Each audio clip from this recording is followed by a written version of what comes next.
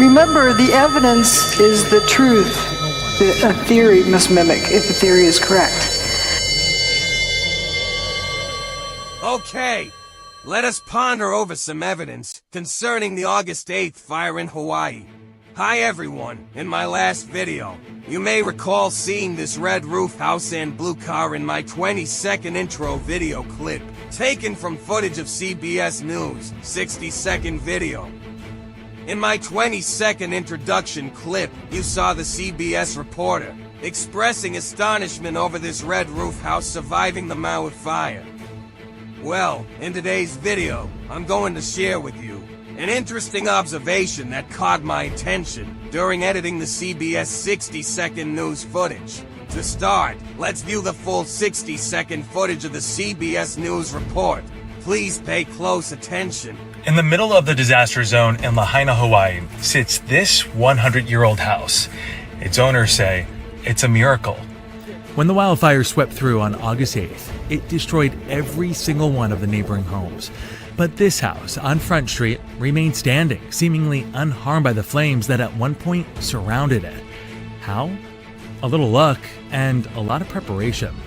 Trip Milliken told a local outlet that when he and his wife bought the house in 2021, it looked like an absolute nightmare. His words, not ours.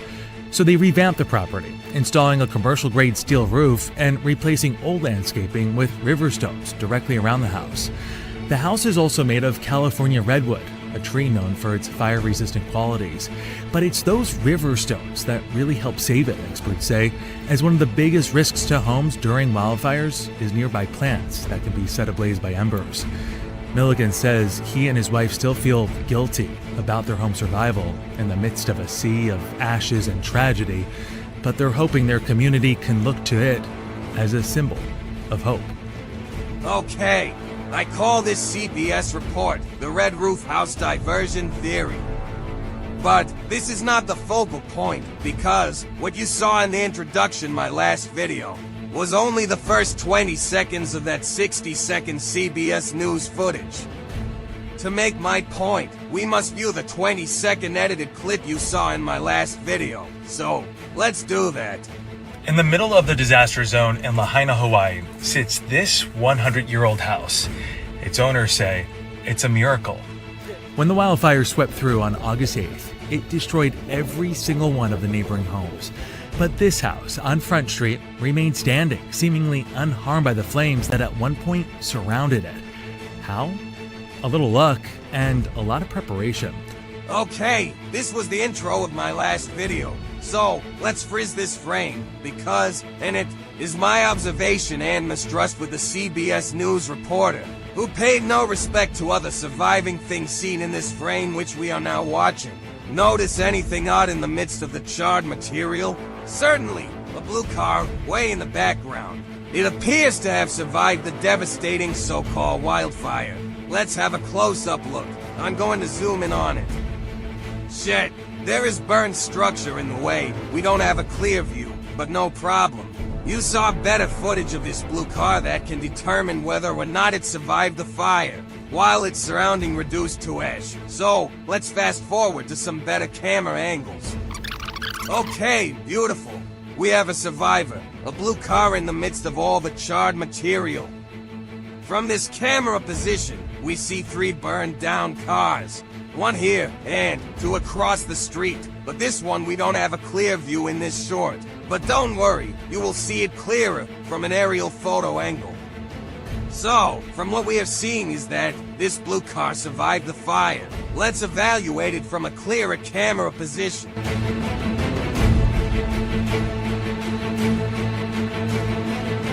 Wonderful. From this camera position we have a clear view. Okay, let us zoom in on our blue friend for a close-up examination. Beautiful! Here we have a close-up view of our blue friend.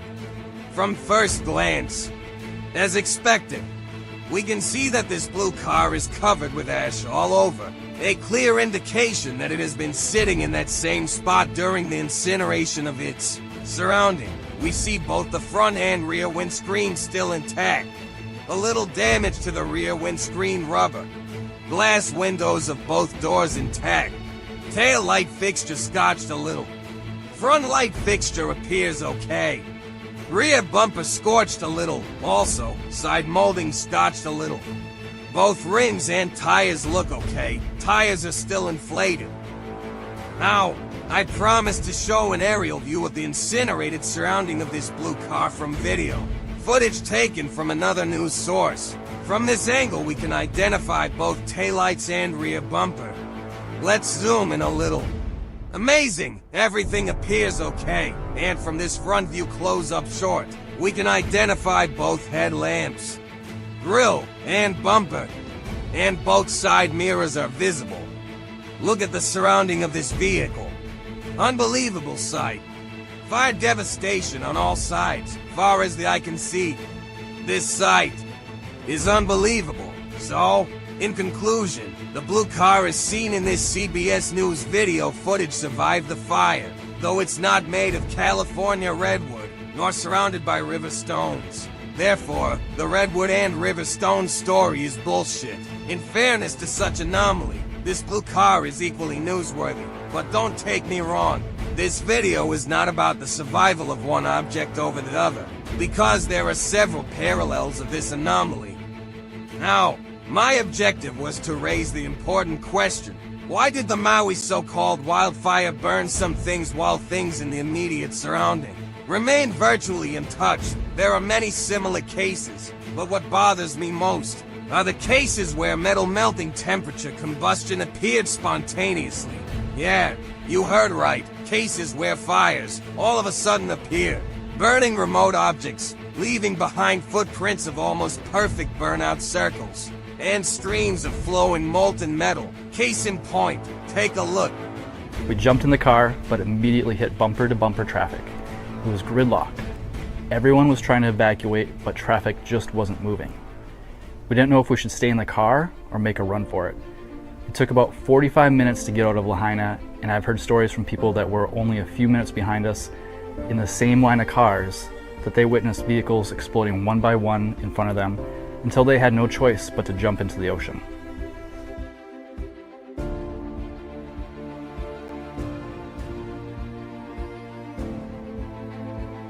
Lahaina Luna neighborhood, Maui, Hawaii. Citizens impromptu reporter, wasn't planning on doing this, but this is what we're doing, and I'm thankful to have a Starlink from David Crawford, and we're here reporting on what I believe is potentially a smoking gun of sorts. We just don't know what it is, but I'm going to show you the scenario of this car and what's surrounding it and how temperatures could reach this level, creating this amount of melting of aluminum. I'm here with Donovan. He is, I believe, a hero of sorts. Aloha, Donovan. Because he was the one that brought it to my attention that we have these very strange occurrences. So this is well above the burn zone, essentially, in a neighborhood known as Lahaina Luna. I'm going to show you around real quick so you can see the scenario and then judge for yourself. So where I'm at right now, just to orientate you, you can see the lights for the football stadium right there at Lahaina Luna. So we're right below Lahaina Luna High School in the neighborhood that did not, I repeat, did not burn. You can see all these houses are standing around here, unburned. There's no burn here, okay? So to me, this is like something out of a space movie, because you have this small field with some grass that burned, right? You can see where the grass burned. But then you have these two vehicles sitting in here that have melted aluminum. So Donovan, if you want to just take us through this car real quick and show us, I know you know a few things about cars, you can point out some things that require a very high temperature. By the way, we just talked to the neighbor who was talking to an investigator in Lahaina town yesterday, and he said the investigator told him the temperatures reached in excess of 3,000 degrees. So tell us what you got, Donovan. Well, we have about 300 degrees for aluminum, and this 300? 1300. 1300, okay, thank you. 1300, well 1220, but if you round it up, because it was not only melted, it was liquefied to the point where it became a river of aluminum going down the dirt hill. So this is the aluminum rim, obviously. There's the tire, what's left of it, the steel threads or steel belts. And maybe combination gas tank if the gas tank's aluminum. Okay, okay. So you have liquefied aluminum running down the side of a grass fire. The caliper melted, unless they stole it, but it looks like the bolts are still there. So that, and then you get the belt, the steel belt of the tire, which is just a bunch of a wire mesh laying there, and you have the windows that were melted the back window. If you look at the big old, like almost like, The glass is just melted. yeah, it was. Dripping. This is almost what you would see if you put a car in an incinerator. But this is not surrounded by a bunch of structure fires or anything. Yeah, there's no fuel. So besides the gas that was in the tank, what's your theory on what could create temperatures of this level in the middle of a field? Anomaly, I think is the word. So this is the second anomaly that Yeah, you're it's saying. just, that's why I stopped. I looked at it, I'm like, okay, house. Nothing's burned. And then you have melted steel and glass. And then the only thing that is left is the steel, the thick steel frame, and then the steel sheet metal. So I don't know if you guys have figured this out yet, but the media has not been given access to Lahaina town. Everything is locked up. Matter of fact, this gentleman next door, he was on Front Street yesterday and he was supposed to get access, and then the mayor shut it down because people were taking pictures. So they don't want pictures taken of anything in Lahaina town because they don't want you to see this. This would be my guess. Because the more that you take a look at this, and especially in this scenario, if there was a car like this in the middle of Lahaina, you might think to yourself, well, okay, it was in the middle of this major burn. So now we have another vehicle right next to it. Talk to me about this one, Don. Yeah, What are you seeing? It's symmetrical with the other one. Yes. They're pretty much identical. I mean, the heat is just tremendous heat. Melting glass, melting metal, incinerating the tires to the point of, you know, the only thing you see is the steel belts, which actually fall apart like spaghetti noodles when you touch it. See if you can get down and let's see inside the motor. Does this the hood come up? Oh, the motor's melted. The motor's gone. It looks like the block is melted. And what's the block made out of? Probably aluminum. Probably aluminum. If it melted, yeah. Oh, look at It wouldn't make any sense because we're in a field with just the a little bit of grass. The block is still there. It's turned sideways. The block is still But there? the aluminum valve cover is still melted to death. So can a grass fire But how does it burn underneath the hood? That's the thing. underneath the hood is protecting it from heat, right? Or oxygen. Oxygen. You can't get in there. Right. So you have no combustion. And again, if you're just tuning into this live, the edge of the fire went to that little grass. This was all just grass, no trees. You can see a couple trees right there. It just went to the edge of the sidewalk. I mean, not even to the sidewalk. It just went inside of this fence, and then it stopped right before it got to this guy's thing, this guy's house. And just to orientate you here, you can see the roadblock of the National Guard right there. That is where the fire burn area starts at the top, not the top, but of Lahaina Luna. Sorry guys, I'm all over the map here. That, if you can see that blockade, that's actually where the burn zone is. So the fire was down there, okay? The fire was down there. This is above we're above the bypass. The fire was below the bypass. There was no fire here, except for this little tiny field. Supposedly it only started a quarter mile away. So we're gonna go there next? We can and go. Because this is nuts. Like when you see this, you're just gonna be like, breaking, it's gonna break science. If you're a scientist and you understand anything about temperatures and melting points, what we're about to show you is gonna change, in my opinion, the whole direction of this entire investigation from what I'm being led to believe, and it just makes logical sense, right? Yeah, it's almost like there's an incinerator nearby and they just dropped the car off. Right, so I'm gonna turn the camera on what we're walking up on right now. I want you to notice there's a vehicle that's been here since the beginning. It wasn't dropped off here, obviously. Look at the chair's not melted. You can see here it's sitting in the middle. This is the highest the burn got. Right here, it did not cross the highway. If you look over here, this is the bypass. You can see none of that grass is burned over there. So start to draw some logical conclusions. Oh, look at. We're gonna show you some more things as we're walking along here. How did that not disappear? If this melted, how did that cone not completely disappear? Because if you look at this vehicle, and I want you to notice the burn, the amount of grass, as you can see, that burned and the char marks. This car is basically completely surrounded by gravel, and you can see a small little flames right here when this grass burned. Yet when you turn and look right in this direction, besides seeing Dylan, my technical cameraman, you can see this car. And for all you scientists out there that have been sending me images and you're asking me if they're real, I'm here to tell you, in Jesus' name, what we're showing you is real, live on YouTube. So if you enjoy content like this, we ask you to please immediately like this, share this, and subscribe to the channel. Why? Because you are our only hope of getting this out to the world through the YouTube algorithm. This is a tire that is gone. These are the braids of steel inside the tire. Look at this particular rim. Is it safe to say these are aluminum? Look at the windshield. What's that? Are these aluminum? Yeah, that's cast aluminum wheels. Cast aluminum wheel, you can see it melted. And the windshield on the inside? Look at the windshield. That is a windshield right there that is completely melted. We have some cast aluminum here that's pulverized. It's just dust.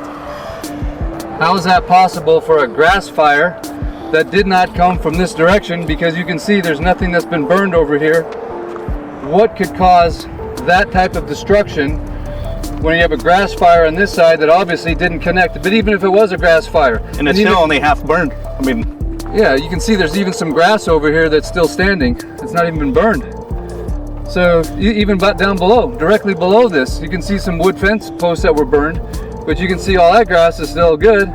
So how do you get this car this hot? In the comments section, I need to hear from you guys. Honestly, I need you here in the comments section. There's some smart people, and I'm not talking about, I'm talking about some intelligent people out there that understand physics, science, melting points, not the nonsense people. We need to just silence the nonsense for a moment. We need some real scientists, some real professors around the world to check in right now and help us understand what phenomenon, right? Yeah, it's an anomaly or whatever you want to call that word. Right, but this is just one vehicle. This is what we're seeing in all. Oh, there's the window down there in the middle. Where's the window? Down in the crack. Oh, you can see the melted window down in the crack. It just dripped down in there. It's just dripped into the, you can see that. I don't know if the camera's picking that up for you. But I've had people reach out to me from around the world asking for these types of images, detailed images. And by the way, thankful that the sheriffs have left. We asked them if I said, hey, if you guys love your country, allow us to come in here and grab these images. And they've left, and I'm so thankful. And I told the sheriff, said, hey, I'm thankful for you guys because you're sworn to protect the Constitution. You've got more power than anybody in the... Yeah, thank God they left the area. Thank God they left the area. Yeah, we're so thankful that they did. They had these stern looks on their faces, man, because we're just like, what law prevents us from having access? Why can the media not have access to this? Why is there a fence? Why are there checkpoints? This is melted copper? Yeah, these are the jumper so cables. what people are familiar with seeing, this is how hot it got. This literally destroyed metal, and I mean the spring had no integrity at all. It was just no resistance. You can see this. What do you think this is? Is this the tranny? Wow. What is that? The aluminum? Yeah. I don't know. Maybe it had an aluminum gas tank. But look at all this. Came all the way out here. Yeah, that's not just heating and melting. That's liquefying, which is liquefying. That's a whole other level. Probably like 1,500 to 2,000 degrees. So what's in there to get that hot to melt that? From this little grass fire right here, you mean? Right? Yeah. I mean, because you know how hard it is to burn stuff inside without oxygen and like in an enclosure. Now, we must ask the question, why did some fires appear out of the blue? With extreme high industrial, melting furnace temperature, melting glass, and aluminum into molten streams, while other things in the immediate surrounding remained literally untouched, straightforward. The burning down of Maui was intentional, and was not the cause of wildfires as mainstream media and global warming and climate change. Fear-mongering exaggerators want the world to believe.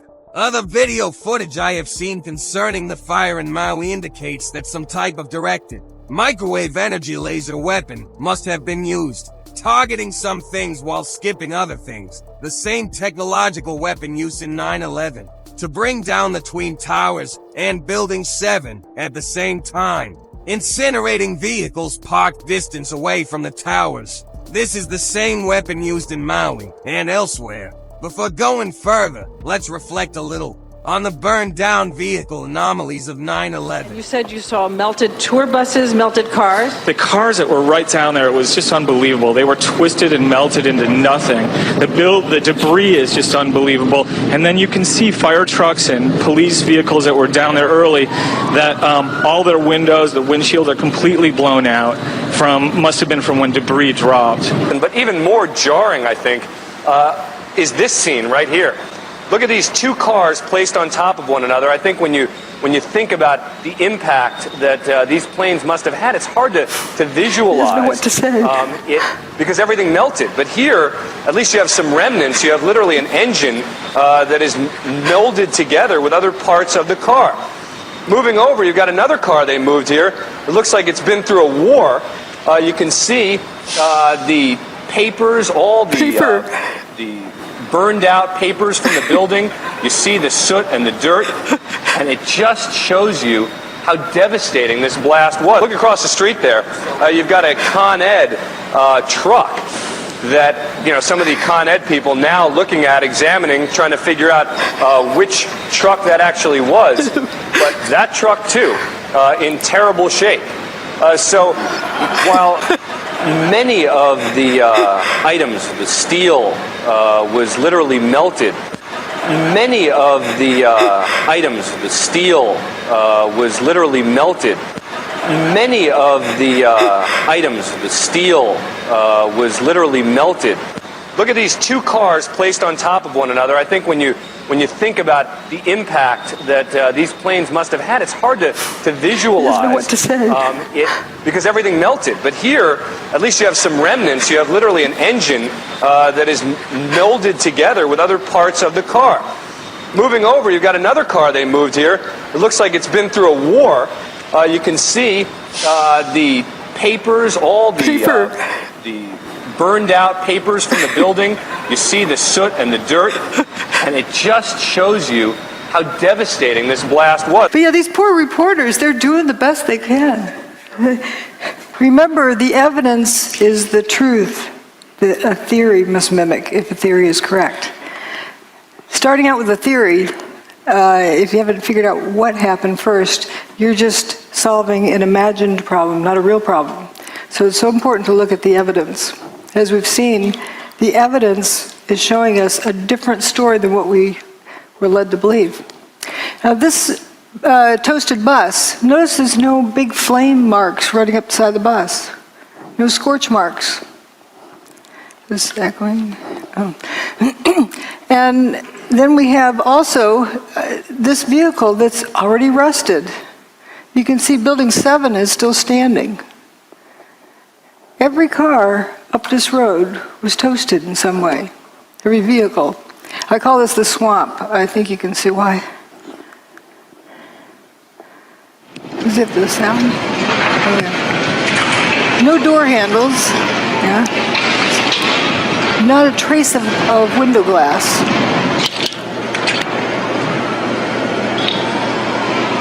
Just gone. Go, let's go.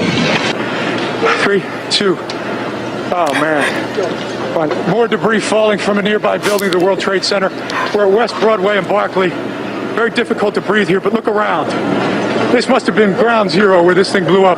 Car after car after car. Buses completely obliterated and burned straight down to the steel. Behind me? He was describing it the best he could. Okay. We see the identical footprint in Maui. Cars mysteriously decimated, and nonsensical explanations. Some interesting videos I have seen online shows reasonable proof concerning direct energy weapon used in Maui. So, let's explore a few. First of all, is direct energy laser weapon a thing real? The following short documentary videos answer this question. Let's begin with them. Everybody always gives me that. Oh yeah, I work for Boeing. Oh, you work with planes. And then I tell them, well, it's directed energy that I work in. Oh, what's that? Well, I work with lasers. Well, everybody's eyes always open up. You U.S. Army's high-energy laser mobile demonstrator. Its primary mission is to go after threats the Army is going to see, such as counter rockets, mortars, artillery. We're accurate enough we can destroy sensors on the UAV or unmanned aerial vehicle, or we can actually just go ahead and destroy the UAV. The key thing about directed energy that everybody has to understand, they're very, very precise things. So you're pinpointing very specific points on the target. You're targeting the tail of a mortar so that it flies off its trajectory. You're not affecting the whole target itself. Having a focus beam on a target is taking a magnifying glass and putting a piece of paper in front of it and trying to focus the sun's light so that you can burn a hole through it. Now let's take that piece of paper, fold it into a paper airplane. Try and keep a beam on and try and burn through it. That's what we're doing, and that's incredibly hard. How does a laser work? You have to put energy in. What's given off is light, photons coming off of actual material. And we take that light and put it through magnification, collimators, different types of lenses, so that we can shape the beam to what we want it to be.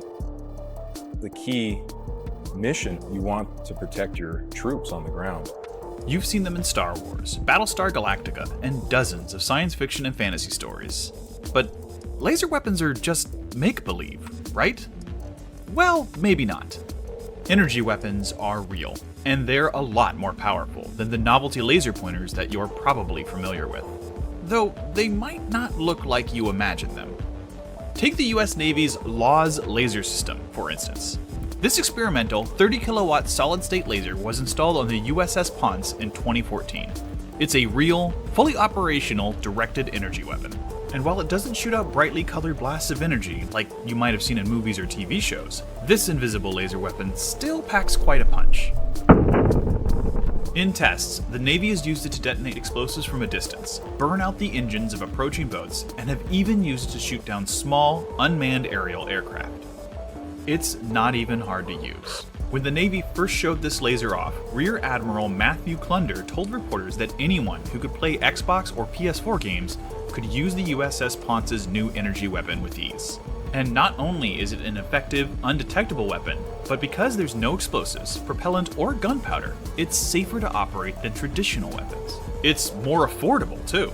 Destroying or disabling a target with a traditional missile can cost thousands of dollars, but LAWS can be fired for just 59 cents per shot.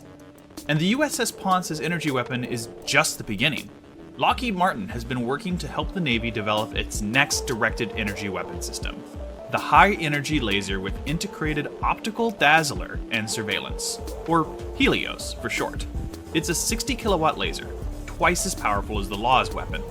That's not a huge leap forward in laser technology, but it's enough for Lockheed Martin to start envisioning what a true next-generation laser system might look like.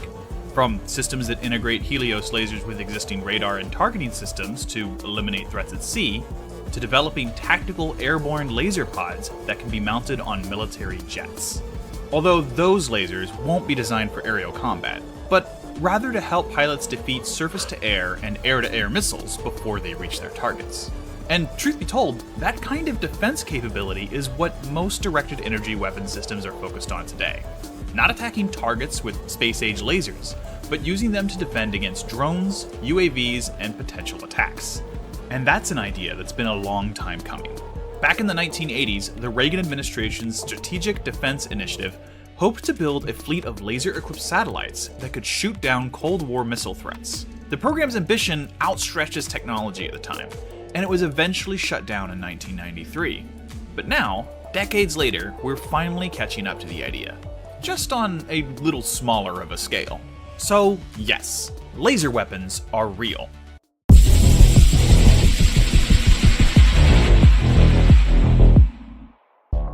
The recent fires in California, Australia, and now Hawaii are unlike anything we've ever seen before. They are being called forest fires and wildfires, but they are clearly something very different. These fires are burning homes into a white powdery ash footprint, while often leaving the surrounding green trees and shrubs practically untouched. In extreme cases, forest fires can reach temperatures up to 1,500 degrees Fahrenheit, and the melting point of aluminum is 1,220 degrees Fahrenheit. So it is possible for an extreme forest fire to melt aluminum. But there are cars with puddles of melted aluminum that were clearly not in the wildfire area. And melted glass, which has a melting point around 2,500 degrees Fahrenheit. These are unexplained anomalies. In the California fires of 2018, cars were randomly bursting into flames on the freeway with no surrounding fires. We've seen these same anomalies in New York City on September 11th, 2001. Cars completely burned out with no explanation. In Maui, these unnatural fires spared the homes of the rich while burning the native homes of the working class. With precision, these fires destroyed the most envied, high-valued areas of Maui. For decades, directed energy weapons have been classified, but they have been on the public record for several years now. Directed energy weapons, known as DEWs, have the ability to burn homes with this sort of precision. But in order to be this precise, the area would have to be mapped out. In January of this year, green lasers were seen over Hawaii, which could best be described as a geospatial array for mapping terrain. We have seen that among the ashy ruins, there are blue-colored objects that have somehow survived the devastation. Blue cars, blue umbrellas, a blue boat, blue planters. Videos online are going viral that show how lasers can easily burn through certain colored objects, but objects that are colored blue remain unharmed. Directed energy weapons include lasers, millimeter wave, and microwave. They are all based on light frequencies, and different wavelengths of light affect colors differently. For example, in laser tattoo removal, different wavelengths are used for removing different colors. And this is because color is a quality of light. Each color has its own frequency. Interestingly enough, the frequency of the color blue is 6.66. Reporting for InfoWars, this is Greg Reese. Hey, aloha guys, Eric West here, HawaiiRealEstate.org. I'm here next to the infamous blue umbrellas. How these things survived the fire, I have absolutely no idea. Because what's crazy is, here you have completely intact umbrella. However, right behind me, check this out. You have melted steel. The temperatures were high enough right here to melt this steel, obviously char this wood. And yet this entire bank of umbrellas basically remains intact. And next to the umbrellas, you have this wood art that's still perfectly fine. Even this wood railing right here. Maybe made out of teak, I don't know. But it's still looking great. Even this fabric right here, still intact. But yet, literally 1, 2, 3, 4, 5, 6, 7, 8, I'm gonna say 12 feet away, you've got that. I don't know how that's physically possible. In the comments, let me know what you think. How is that happen? How can that happen? How is it possible? I mean, okay, fire retardant umbrellas, I get it. Okay, maybe. But wood, fabric, wood here. And the irony of it is, a fire extinguisher. You can't make this stuff up. Hey, aloha everyone. So today officially marks 3 weeks since the deadly fires in Lahaina. Now I lived right in the middle of Lahaina, just off of Front Street, which is basically the center of the disaster area. I was there the day of the fire and I got out just in time. I did do a video sharing my experience that day. Now by some miracle, my house and most of my neighborhood is still standing. So today I'm headed back to my house to grab a few personal belongings, and I figured I would take some video to show you what it looks like behind the dust fences inside the restricted area. We're also going to be taking a look at a portion of Front Street that completely survived the fire. I know a lot of people are trying to piece together what happened that day, and I think there might be some clues in my neighborhood and the surrounding area. Now, the area we're headed into is considered part of the disaster zone, and only residents of these neighborhoods are allowed to enter at this time. I'll show you a map on screen to give you some perspective on what I'm talking about. So this is a map of Lahaina showing all the homes and buildings that were completely destroyed in the fire, shown in red. The gray dots are the buildings that survived. As you can see, my neighborhood is right in the center of all of the destruction, but most of the buildings are still gray. Okay, so this is my house in Kahoma Village. You can see that the house still looks pretty solid. There's a lot of damage to the fence around it, and of course the yard is completely trashed. But for the most part, the house is intact. Now, if you just swing over to across the street here, this whole neighborhood basically decimated, completely gone. That's right across the street from my place. And everything pretty much gone in that little area right next to Kahoma Village.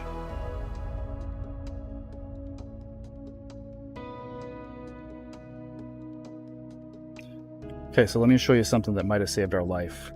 If you watched my video where I talked about our escape from the fire, you saw a clip of a raging fire. It was right here. It was our neighbor's trash can and fence that ignited on fire.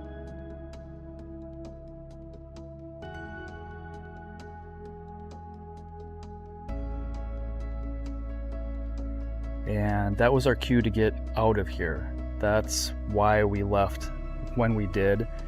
And who knows, if we would have, spent another 10-15 minutes trying to gather our belongings, it might have been too late. And you can see that it's actually just the fence and the garbage can that burnt. Also hit the air conditioning unit there, but the house itself did not start on fire. So this is our neighbor's house. This is my house right here. The other neighbors are just fine as well. And here's another, I guess you'd call it an anomaly, is our garage door keypad. This has a cover on it, or it used to have a cover on it. And that's what the cover looks like right now. So completely charred. Looks like it was burning pretty heavily, but around it, the entire building around it looks like it's untouched. Okay, so walking down the street inside the neighborhood here, you can see some buildings were burnt completely to the ground, but most of them still standing. Now, I'm sure a lot of people are asking exactly how that could happen. Conspiracy theories aside, this neighborhood is really new. It was built in the last 2 or 3 years. So it has updated construction materials. The hardy, I think it's the hardy board siding, which has a very high fire rating. So that, I'm sure, contributed to saving a lot of the buildings here. And also you'll notice there is no overhead power lines in the community. So since it's a newer community again, they did all the site work, they put underground electrical. And a lot of the fires, I believe, started from down power lines and, old building codes. So again, this is one of the townhomes in Kahoma Village. So Kahoma Village is a combination of single-family homes and townhomes. It has about 50% of it was affordable housing, so designated for workforce housing. This is one of the townhomes that completely burnt to the ground. You can still see washer and dryer units, hot water tanks. These are all hot water tanks for the units. And this is, of course, the mechanical unit for the air conditioning. So a lot of the heavy metal appliances made it. Everything that was metal looks like you can still recognize it, but for the most part it's burnt to ashes. Okay, so this is really interesting. One of the single family homes was completely burnt down in the middle of a lot of other homes that are still standing. I'm just going to spin around here so you can see the whole picture. And to give you a little orientation, this is Opakea. You see the condo development off in the distance. That's across the highway. So it's across the street, and there's a number of buildings in that community that also burnt down, but some of them did survive. Okay, so this is the same townhome building that we were looking at earlier. I'm gonna walk around a little bit. It is strange that, you know, there's buildings that were completely burnt to the ground in the center of the community. This is basically right in the middle of Kahoma Village. And then around it,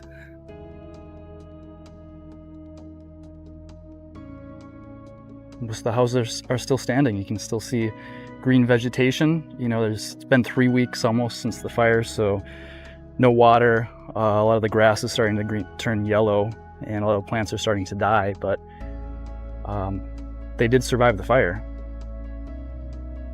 So, and here's another townhome building that clearly is still standing. Okay, so this is also interesting. A couple cars here that were completely burned up right next to one of the townhomes, and you can see the melted metal. So that was a really, really hot fire for sure. These cars are completely burnt up. Makes sense because it's, you know, it's right next to a building. I'm sure that fire was really hot.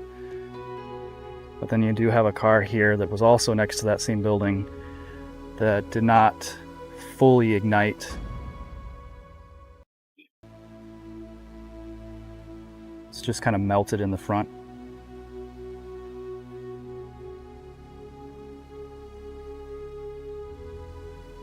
And here's another one completely burnt up.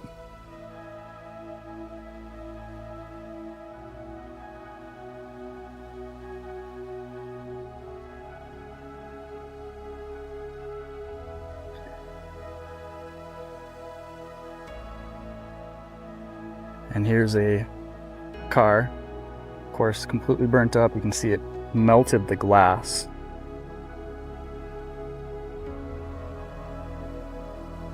And like I was showing you before, it has, I don't know, I think that's, I'm not sure what kind of metal that is, maybe an aluminum that melts a little bit easier than the steel. But right next to it, it looks like you can see there's some sort of explosion, potentially.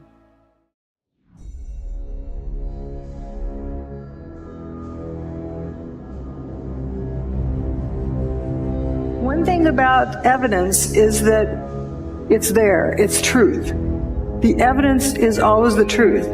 One thing about evidence is that it's there, it's truth. The evidence is always the truth.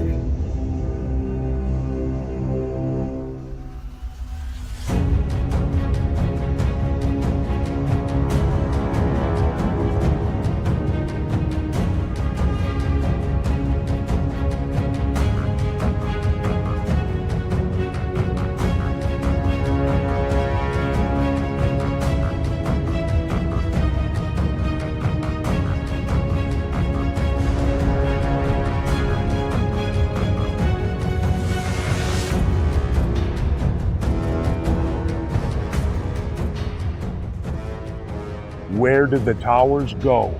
It's undeniable. The buildings went away. Where is all the rubble? It seems so flattened. If they had collapsed to the ground, you'd have a pile of debris that would correspond to 210-story buildings. That didn't happen. Where did the towers go? There ain't enough rubble. Where are they? There's no debris. You just can't account for the missing material. This was the day after 9/11. Peter Jennings in the studio. This is Stephanopoulos is down in Lower Manhattan today. George, I don't know if you heard a little earlier me raise this question, which was actually raised by ABC's Jackie Judd as we look at these areas down below and the video where the towers used to stand and where is all the rubble gone. And have you been able to, is there any way you can answer that question? I'm sorry, Peter, I didn't get the question. Okay, I apologize. Jackie Judd and several other people keep asking us, when you look at where the towers used to stand, there is surprisingly so little rubble. Where did all the rubble go? It's a very good question, Peter, and I have asked some people who've been doing some of the rescue and recovery work this morning. If you look behind me, you can see the very remains, the skeletal remains of the World Trade Center. And one volunteer, Robert Gerlinski, explained to me the reason there's so little rubble is that all of it simply fell down into the ground and was pulverized, evaporated. This is vital information. I really feel for George Stephanopoulos. He's got this job telling the world what's going on there, and that's the best he could do. What he is telling us is that it's obvious there's a big lack of material there. Where did the towers go? It's undeniable. The buildings went away. But it comes a point where it's no longer a crisp boundary and just turns to dust.